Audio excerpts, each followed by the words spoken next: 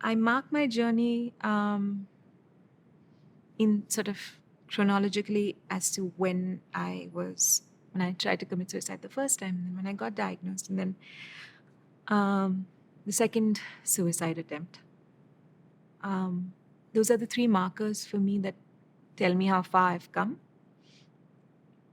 After my diagnosis, I was unemployed for 2.5 years. I just couldn't face the thought of actually going out into the world. And even though I needed the money, um, I couldn't face the thought of going out into the world and going through the same cycle of not respecting myself, lying about deadlines,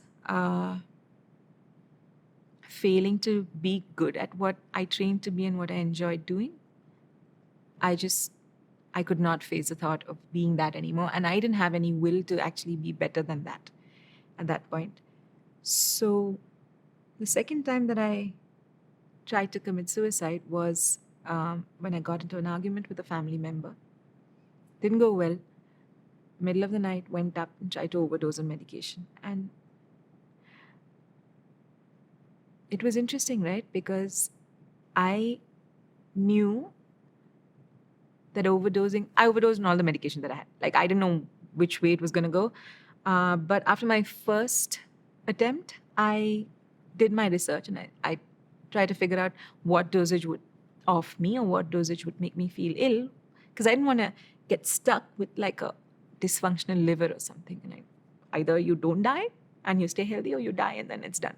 And I knew it would take me about 4 hours if nobody had discovered me. It would take about 4 hours for actually the body to shut down, 4 to 5 hours, at least from what I'd read. I could have locked the door, but I didn't.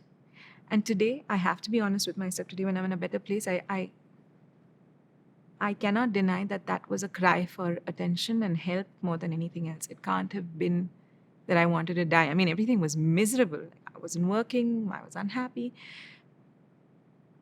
I wasn't a good mother to my children.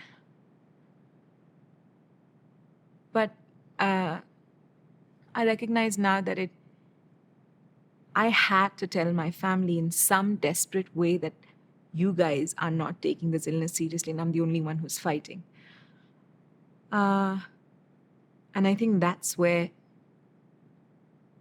actually how I tied up my first step to recovery.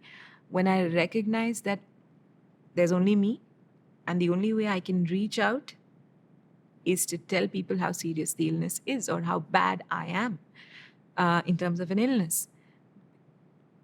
I think the one thing that keeps me going is that I want to get better. I have people I love. I have people who love me. I have 2 children. And I cannot emphasize enough the power that my children have in me being wanting to constantly be better for them.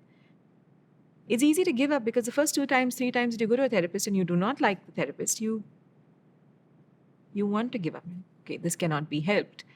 I don't like him. I don't like her. The distance between my therapy and my home is too much. I pay too much for therapy. All of those things. But I've been through 8 therapists, right? And I knew that I couldn't do this on my own. And there are a lot of people who, I don't know lots, but there are quite a few people who manage to work with their mental illness on their own. I don't recommend it, really, but I needed help and I wouldn't give it up. I wouldn't give it up.